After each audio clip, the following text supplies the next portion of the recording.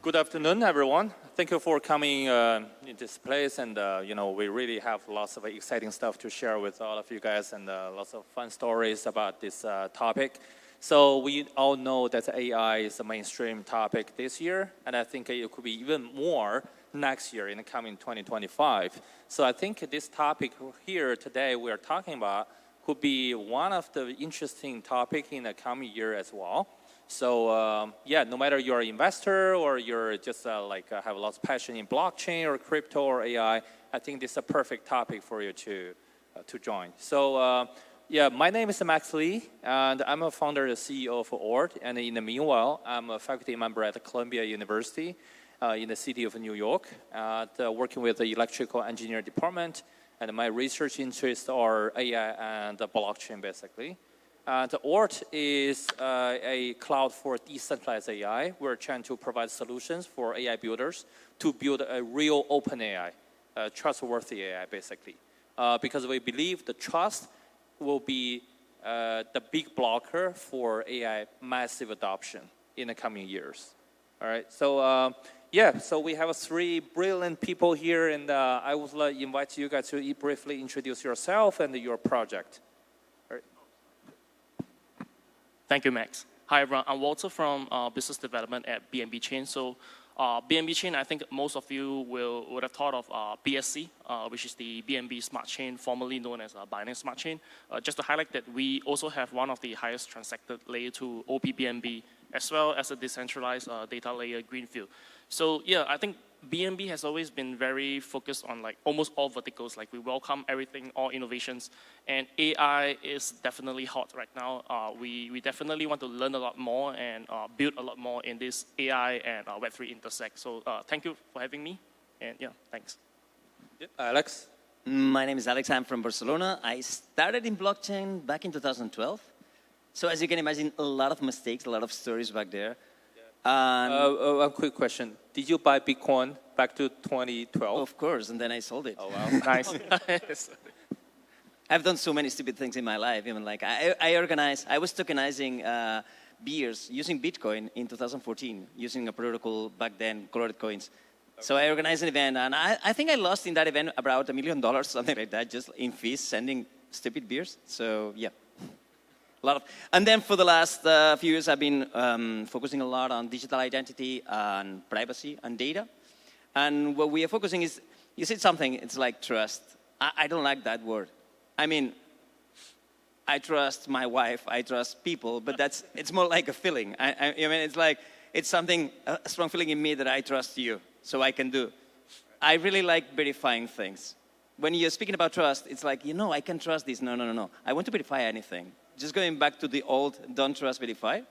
And that's what we're doing. We're creating a new layer of data that can be verified to train AI models. So while everybody is focusing on just creating new and better models, we are focusing on that missing link between the end user and the data, where basically you can just go and even buy a product and verify that that's the product that you want to buy, and it's not a fake product, so you can buy it. Probably it's not going to be you, it's going to be an AI agent or whatever. So we are focusing on that area of verifying all of the data in the world. All right, cool. Chris? Hey, I'm Chris, founder and CEO of Tobi. For myself, I'm from Hong Kong, currently based in Greater China. Previously I was at Google working on, products using AI. Before that, I was, an entrepreneur as well in Silicon Valley, and then a trader on Wall Street before that. I've been in the crypto trenches since 2012 as well, actually. Thankfully, I have a little bit of Bitcoin left that I didn't sell, but I mean, it's been a crazy ride through all the cycles. So Tobi is a crypto co-pilot. You can think about it as an AI agent that helps make trading anything in crypto extremely easy. In fact, super happy to announce that we just launched our public product. So, welcome to give that a shot yourself. It's built right into Telegram. We use AI as an interface in order to make things extremely easy for users. We think this is going to be ready for the next, the so-called next billion users now. Combining AI and Web3, I think, is going to be a superpower. I'm sure we're going to get into a lot more during this panel. But yeah, just super excited to introduce that here. Wonderful. Yeah, that basically before I came to Taiwan, I was invited to give a talk at Stanford University, so about AI stuff, and I will be there in Silicon Valley for quite a while. And I have so many friends there from startups, from Google, and they're working on AI stuff. I see that AI is transforming many industry right now. And I saw in Silicon Valley there's tons of AI agents they built for trading, for travel booking, for your daily life, online, social networking, everything. And I also see that Web3 is one of the vertical that AI is transforming right now. And the topic we are talking about today is one of the topic in this avenue, I would say. So beyond this topic, I just want to give a bigger scope of the discussion, right? So beyond this topic, what other aspects you think AI can transform Web3? I mean, there's going to be lots of aspects, but what would be the most important one you think? So maybe in the coming years, you see a super app, is an AI agent, is doing lots of cool stuff in Web3, right? And it become the uptrending in the mainstream super app or something like that. So, any ideas? Sure, I can jump into one. I mean, I'm sure you guys are going to talk about some of the other ones as well, but there's just an interesting one that I think is worth talking about, which is how Web3 is actually changing AI, right? And so I think that's my upcoming question. Exactly. Okay. So we can I would say, yeah. So I would say in terms of like AI and Web3, definitely interfaces and data are super important. But I did want to just put a plug in there real quick for AI agents that are using Web3, right? So I think we're seeing a lot of that. I know this is probably going to be a topic that's going to come up a little bit later, but meme coins, AI meme coins and agents and how those things are going, how easy it's become to sort of launch AI agents by having a portion of it attached to something on chain like a token. I think these are going to be really important trends, mostly because it really drives attention to AI right now. So yeah, I think that's the trend that we're certainly watching. One of the things I was talking to a founder last week in Spain, and he was, I don't remember the name by the way, but the project was about like a blockchain where basically nodes, validators are LLMs, and then instead of writing a smart contracts were just prompts. Right. So in a way that you can create a prompt and verify it, and then launch completely decentralized AI applications based just on prompts. Which is crazy because instead of like doing RC20, it's just like, you are a ledger for a token that behaves this way, and then you have to do this. So by completing the prompt, then you can create a smart contract. And not sure if this is going to be the company, but I see a lot of potential on this kind of applications where we can see like a little bit like AI agents for trading or meme coins that they just behave on themselves. But that's going to be crazy, I guess.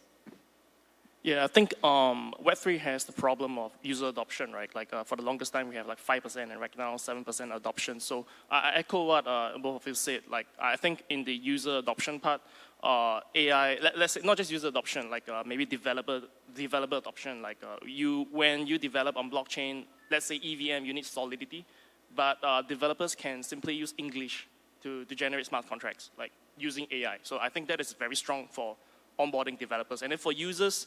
I have seen products, launching soon. Like they have intent-based kind of prompts for users to execute what's on chain. Because new adopters they are quite unsure how to use MetaMask, how to use a wallet. What kind of transaction signature they're accepting. So the AI, it helps. Like I would like to transfer maybe 0.2 BNB to this wallet, and it just executes back and look for the right DEX and so on. So I think that helps. And I know that sounds like there is also a little bit of risk involved. That is where AI can also help, where AI helps to look out for exploits on blockchain, making sure users use the right protocol. So I think in terms of adoption, AI will help a lot, like it has helped other industries. Yeah. If you've heard about this idea of post-web, probably you've heard about that the Jamie worked from Outlier Ventures. And the idea is that every time there's less websites, more AI. And blockchain is growing to add trust to that, and it's like hidden in the backend. For example, for us, it's like, okay, yes, we have this way of verifying data, and then we want a restaurant to actually like update the menu. And we don't want to get them complicated UX, so basically for them, it's just taking a picture of the menu, And then we take care of everything in the back end, then developers, they take care of everything and launch the transaction, and nobody cares. Yeah. So probably, I think AI is going to bring more users to Web3 than any of the previous things we've done in the past. Yeah, I agree. Yeah. And also, I want to share some insight from the latest Google release. This is Gemini 2.0. Personally, I tried it. It's like pretty powerful. It's like you take pictures and and you can based on the picture, you can ask the AI to do whatever they want. So I tried several things. Like I took a picture about like some restaurant, and then I just say some simple task like give me some background about this restaurant. Right? Is it a good one or a bad one? And search a similar background restaurant nearby, and give me the recommendations on a better one. Right? Like say Taiwan beef noodle shop or something like that, right?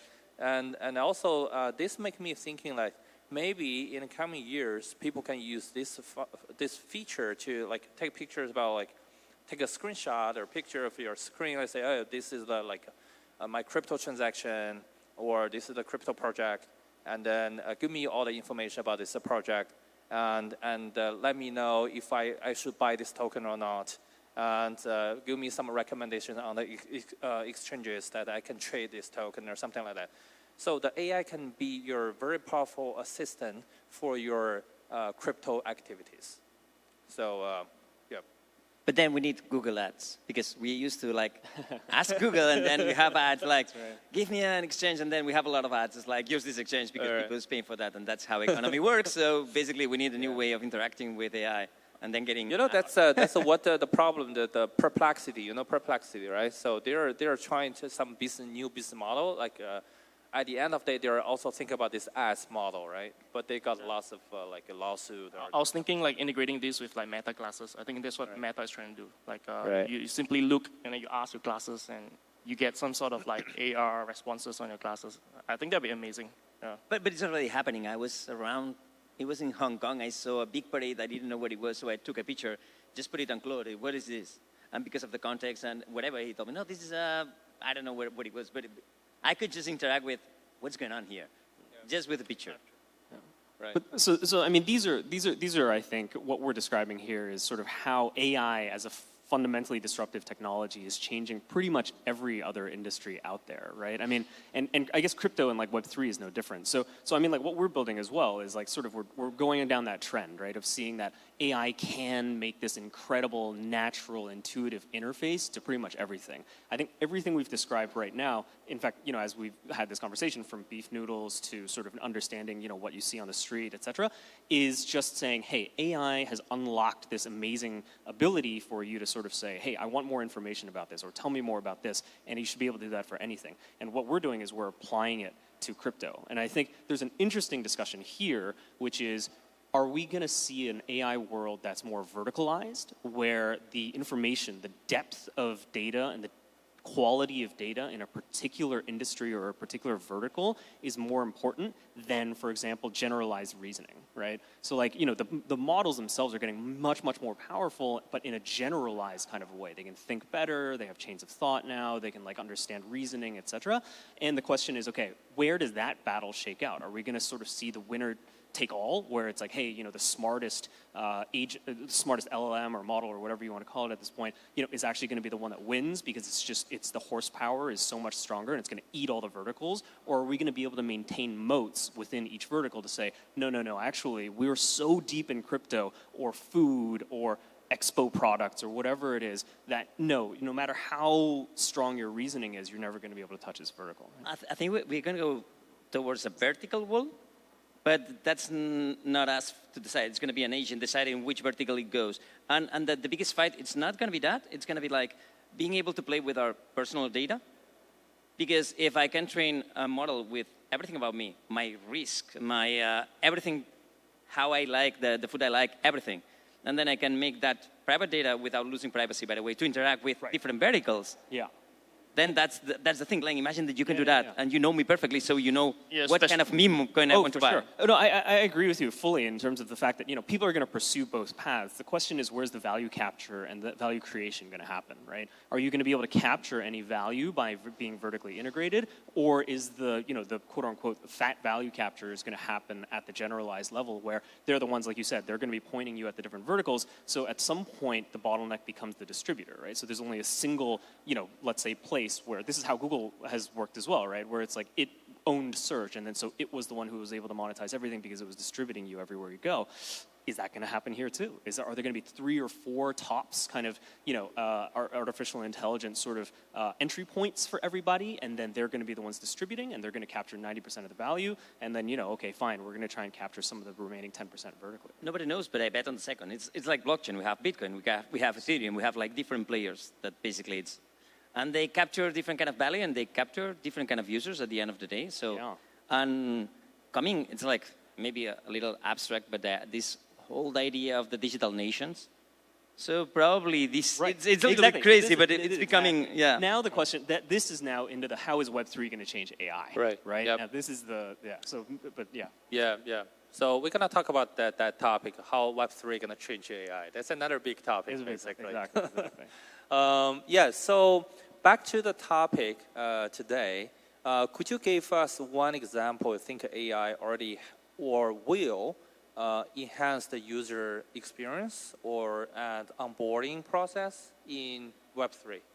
So I think this is a very easy question, right? There are tons of examples. I know the project that you're building right now actually is a perfect example for this. Right, exactly. And so what we're doing is we're using AI to allow you to set up trades, to understand things that you don't know. So you can actually ask, we're an agent inside of Telegram. You can ask it, hey, what is this? What is blockchain? Even explain cryptocurrency or Ethereum to me like I'm 5, what is Solana, etc.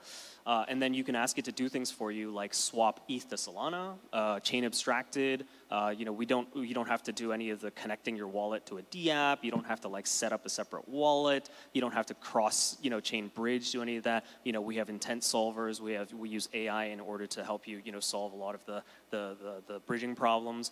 And so it takes all of those traditional pain points that we've mentioned already as well. I think Walter mentioned a lot of them earlier as well. That users typically have reservations they have about using Web3, and just kind of throw them all out because AI is just that magical or just that powerful, right? So I think that makes it very interesting. Let me piggyback what you're saying. That one of my friends told me last year, the learning curve to onboard a regular people to be a Web3 people or crypto people is usually they need 13 steps to learn before they made the first transaction, on-chain transaction.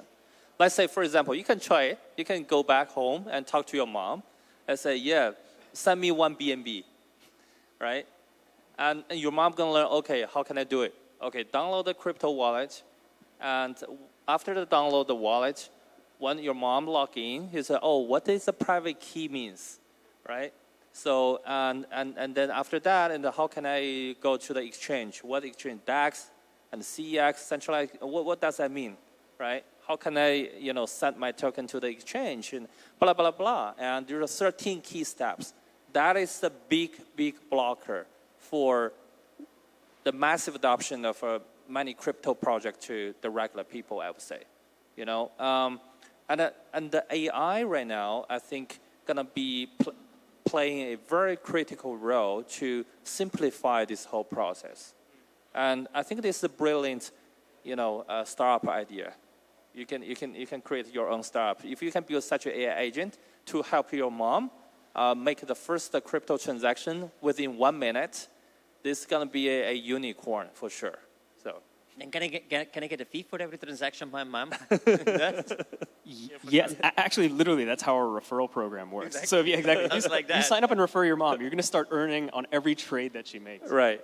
I think that's how AI agents is operating right now, a little bit like customized GPT, where you feed information and then it do specialized tasks for you. Mm-hmm. I think in the Web3 space, the notable ones would be AI agents managing funds.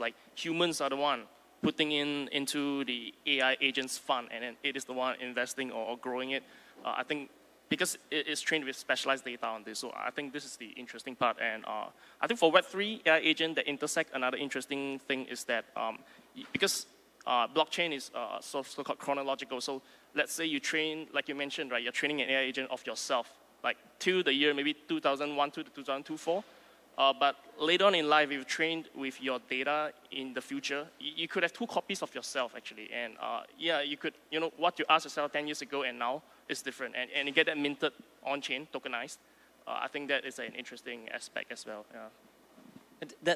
Well, back a little bit to what we said. I think it's funny, or it's an ethical conflict for me at least.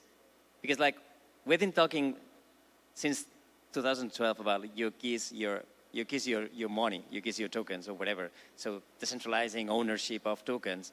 And now we just found out that the best way to attract users is by AI. But then to do that, we need to do account abstraction owned by it. So basically, we're centralizing ownership of keys, and that's the only way to attract new users through AI. And it's going to happen. It's always a balance. Decentralization and centralization, there's a balance. Yeah. My experience is like my mom does not want to have a private key. Yeah, exactly. Yeah. All right, cool.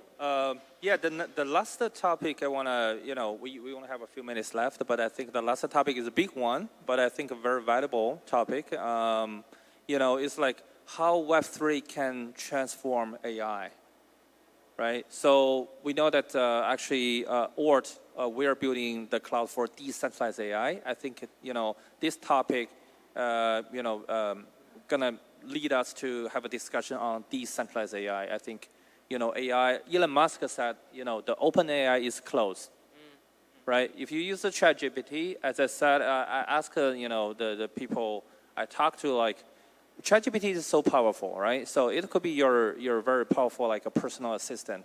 But do you want ChatGPT to have full access to your personal laptop or the phones, all the informations? So the ChatGPT could be your very super powerful personal assistant? The answer definitely no. For me, at least myself, no matter how powerful the ChatGPT is, I only use ChatGPT to polish my email and write some Twitter poster for me, something like that, or check the grammar, right? So that's simple task. I would not allow ChatGPT to access my laptop and grab all the information in my laptop. No way. Because I don't have a trust. Because the ChatGPT is not open AI, it's closed AI. The training data, I have no idea what training data they use. The response from ChatGPT, I don't know if it's biased or not biased. Because I know nothing, right? Even the model, I know nothing. So that's the motivation for us to leverage Web3 and the blockchain concept or mindset to rebuild AI and make real open AI, because once the AI is open, it's the foundation to build trust. If no trust, there's no massive adoption. So the topic is about this, how Web3 can help AI or reshape the current centralized AI. So. Yeah, I mean, no, please, Walter, go ahead. Yeah. Here, I mean, I definitely think, in my mind, there's kind of 2 topics. One is sort of de-AI or like decentralized, almost decentralized data, right? I think this goes down to like sort of how do you decentralize the ownership of the data so that, going back to that analogy of like, more of that value capture is happening vertically or at an atomic unit because you're the one who owns the data. And like in Web 2, it's like, okay, you don't really own anything. Everyone just kind of scrape it. So then it's really easy for you to not get paid when your data is being used, right? But here, maybe we can actually do that. And the second place I think is really important is that why I think this is really going to change the conversation is that AI may end up being the first true PMF use case for Web 3. So I think part of the issue for a long time has been with Web3 is other than people who are very obsessed with security or decentralization or ownership, where else is the use case for Web3, right? I think we're still having this debate now. Every time speculation picks up, it's like, oh, are we just for speculation? Is there really any DeFi stuff here? But now it's becoming clear that actually with more and more agents operating autonomously on chain, it's so easy to just set up a bank account for them by creating a wallet and having them control it themselves that the use case for Web3 in a decentralized way, the disruptive use case in a classic disruption model here is that actually AI is maybe the ones using Web3. Web3 maybe was not designed for humans. Maybe it was actually designed for humans, right? I mean, this is like, that's actually what's going to end up happening. And I think that the reason why that's going to dominate the conversation more is that I think at this point, the consensus is that AI is going to infiltrate all these different industries and do everything. But that reverse, how many industries are going to affect AI? I think Web3 might be the only one that has a chance. You said something like, no trust, no mass adoption. My answer is Facebook. Because, the things like, because people have no alternatives, no Yeah, other exactly. options. Yeah. If we do have other options, we're going to dump Facebook. We're going to choose another one. I think like AI needs desperately Web3. Otherwise, like, I think like what you mentioned, like, the fuel for AI is data, and we don't know what ChatGPT or Gemini is trained on right now. And I mean, perhaps from institutions like Meta or from, any other organizations that they can get from. And we all know, right, data from Asia and data from US will be different. There will be different censorships and so on. So by having, I do agree that decentralized AI aspect would be the decentralized, maybe data labeling and data collection. Yeah, because once you set up that infrastructure for people to share information via the blockchain, it's global. It's non-geographical. The data comes from everywhere, and we do not know whether this wallet hash is from, I don't know, Mexico or Argentina. You won't know. So it creates fair data, and I think and then we further leverage this where data givers, they can get incentives from cryptocurrencies. It's easy as well. So this exchange is there. And it creates, I think, perhaps a true open AI. So hopefully we see that. I mean, we have protocols like on BNB Chain that has data labeling and so on already. So we hope to see this whole infrastructure come together, and maybe in a few years, like you see all these things moving quite nicely. Yeah. And data has no nation, you say that. Like, my obsession for the last 10 years was working on self-sovereign identity. So I've been working with the government of Spain and the European Commission on building a solution for that. Governments, they don't care at all. And it was like a big waste of time, by the way. But anyway, we missed this point that everything has identity, even products, even data. Data has identity. And then we need to be able to do traceability and accountability for that data to actually be used. Once again, like if I use a model, I want to know where you get that data from, where it was. The people label it as accordingly, but we should not have the information of who is labeling based on what biasness that Exactly. kind of. So that's been like, for the last couple of years, my obsession was like, how do we verify all of the data that's like being used to train models? And it could be vertical models or horizontal models, it doesn't matter. Because at the beginning, I wanted to structure data. Because I see this future where basically it's just machines talking to machines and users just using ChatGPT or whatever. But then I learned the hard way that AI does not care about structured data. just send whatever data and they will understand. So being able to trust and AI without this Web3 layer that adds verifiability to data, I think like AI can be quite crazy. Only next year, in 2025, the amount of money that will be lost due to fake data, it's going to be $10 trillion. How much? $10 trillion. Trillion, wow. With T. Trillion dollars being lost. Come on, now I just, whatever website, it takes me 5 minutes to clone that website, just put it somewhere and then gain some, and AI sometimes will choose this one, another, we don't know. Yeah, right. That's a risk. All right, cool. I think we're almost done here, given the limited time. I mean, this is a very big topic, AI in Web3. If we just, talk, we can talk for days. So yeah, just to end up this panel, I just want to share a very interesting information with you guys. You know that Google just launched their announced their quantum computer, Willow. Willow, right? So these days, and they made lots of big noise. And Willow is crazy. It can compute a task within 5 minutes. But this task, if you use the most powerful supercomputer in the world right now to compute, you need 10 to the power 28 years to finish. But Willow just uses less than 5 minutes. So lots of my friends reach out to me and ask me like, hey, Professor Lee, do you think if this quantum computer gonna kill Bitcoin? Right? So this is a very common question about that. I actually saw the news on Willow, and I wrote that note down to research on this like after TBW. I think the key thing is to find out how, I do not know how much qubits does Willow has. Because here's my answer basically, because so many people came to me and asked me this question, and I gave a Twitter post last night to answer this question. So Willow is using 105 qubit only, but for Bitcoin, the security is guaranteed by using like a lot of SHA-256, these type of things. If you want to kill that, you need a millions of qubit quantum computer.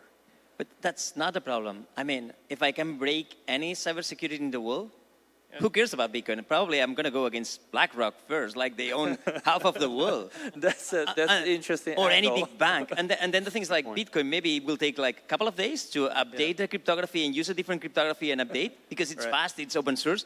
And then any big bank, probably just in 5 years, they can change the technology. So, right. Yeah. So Bitcoin is not going to be the problem. Yeah, Bitcoin is, so my answer is, of course, no. You don't need to worry about the Bitcoin security or these type of things, It's a long way to go. But that's the technology, lots of fun. All right, thank you, everyone. Thank you, folks. Thank you. Thank you. Thank you.